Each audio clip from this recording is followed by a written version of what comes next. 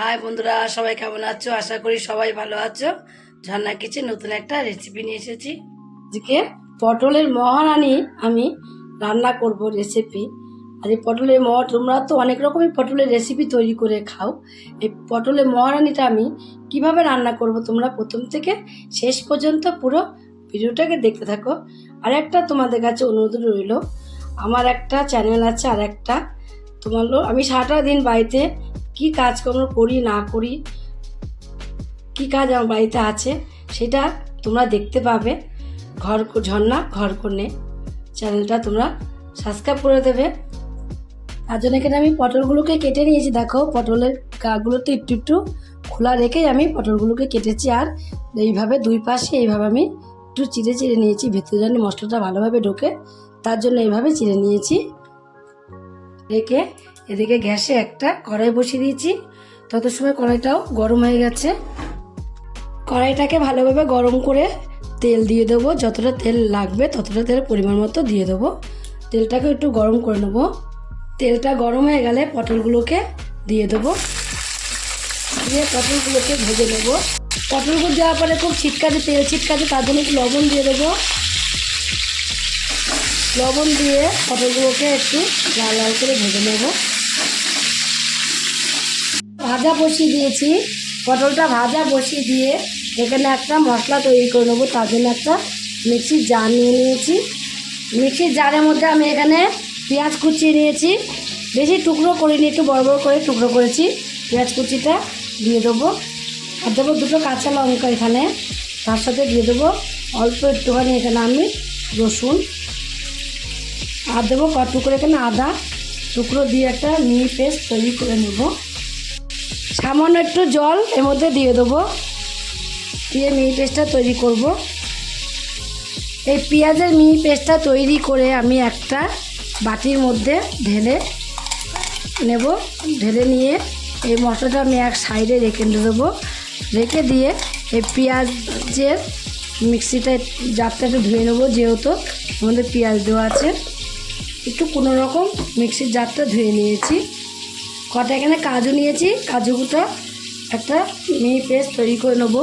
এর মধ্যে সামান্য একটু জল নেব, জল দিয়েছি একটু, দিয়ে মিহি পেস্টটা তৈরি করে নেব। এদিকে আমি মশলাগুলো রেডি করতে করতে দেখো, এদিকে আমার পটলগুলো ভেজে নেওয়া কমপ্লিট হয়ে গেল। এবার পটলগুলোকে আমি তুলে নেব। সব পটলগুলোকে দেখো তুলে নিয়েছি। তুলে নেওয়ার পরে যে তেলটা আছে, এই তেলটার মধ্যেই আমি রান্নাটা কমপ্লিট করবো। আর তেল দেবো না এক্সট্রা করে।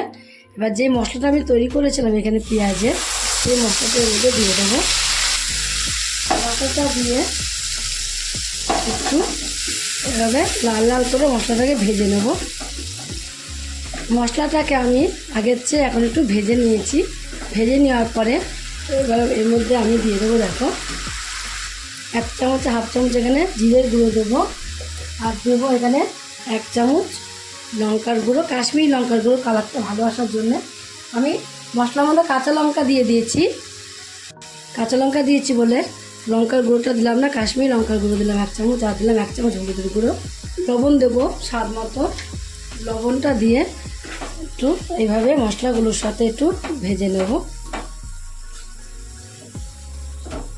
এখন একটু আমি হালকা করে কষিয়ে নিয়েছি। দেখো, হালকা করে কষিয়ে নেওয়ার পরে এখানে আমি দিয়ে দেবো 2 চামচ টক দই।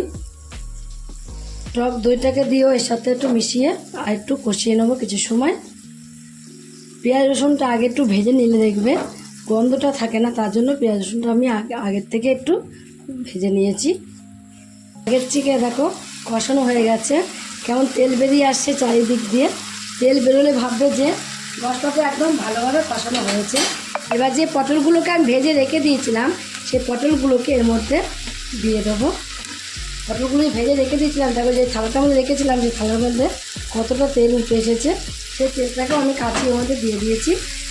দিয়ে এইভাবে পটলগুলো দিয়ে একটু কিছু সময় নাড়াচাড়া দিয়ে নেবো। এই সময় গ্যাসের ফ্লেমটাকে একদম একটু কমিয়ে দিতে হবে। কমিয়ে দিয়ে মশলাটাকে মিশাতে হবে, নয়তো নিচে লেগে যেতে পারে। কমিয়ে দিয়ে যদি মশলা ভালো মতো মিশেও যাবে, আমার নিচেও লেগে যাওয়ার ভয় থাকবে না। মশলাকে কষিয়ে ভালোভাবে দেখো পটল দিয়ে মশলার সাথে আমি ভালোভাবে মিশিয়ে নিয়েছি। মশলার সাথে মিশিয়ে নেওয়ার পরে এখানে আমি কাজুর একটা মিশ্রান্ত করে রেখেছিলাম, কাজুর মিহি পেস্টটা, সেই কাজুর মিহি পেস্টটা এর মধ্যে আমি দিয়ে দেবো। দিয়ে এটাও একটু এর সাথে মিশিয়ে নেব। দেন মিশানো হয়ে গেলে এর মধ্যে আবার আমি কাজুটাকে মিক্স করেছিলাম, যে মিক্সি জার একটু গায়ে লেগেছিলো, ওইটার মধ্যে সামান্য জল দিয়ে আমি সেই জলটা এর মধ্যে দিয়ে দেবো। এর মধ্যে দিয়ে দেবো অল্প একটু চিনি। চিনিটা দিলে দেখবে স্বাদটা অনেকটাই বেড়ে যায়। তোমরা যদি মনে করো চিনিটা আগে দেবো তাও দিতে পারো, পরে দিলেও দিতে পারো। এখনও একটু হওয়ার টাইম আছে, তার জন্য আমি আগের থেকে দিয়ে দিলাম। এই জল জল ভাবটা একদম একটু গ্রেভিটা শুকনো হয়ে যাবে, তখন আমি নামাবো। তত সময় পটলের সাথে একদম ভালোভাবে মিশে যাবে। আর চিনিটা দিলে দেখবে স্বাদটা অনেকটাই বেড়ে যায়।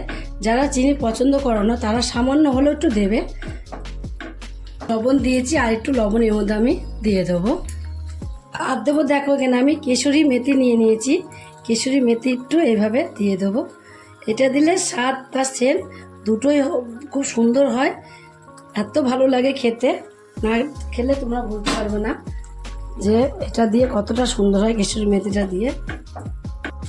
আর দিয়ে দেবো দেখো এখানে আমি টমেটোর সস নামানো একটু আগে টমেটোর সসটা আমি এর মধ্যে দিয়ে দেবো।